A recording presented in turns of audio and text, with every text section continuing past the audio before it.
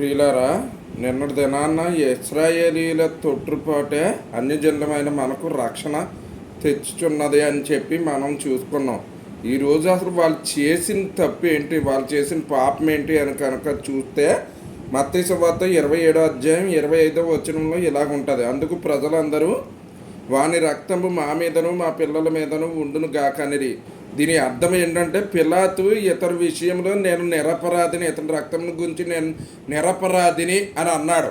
అని అందుకనే వాళ్ళు ఆ సూచి చేత నిండిపోయి అతను నిజంగా నిరపరాధి అయితే అతను చంపించిన పాపము, ఆ శాపం ఏదైతే ఉందో అది మా మీద మా పిల్లల మీద నిరుచును గాక అని అన్నారు. అదే వారు చేసినటువంటి అతి భయంకరమైన తప్పిదం.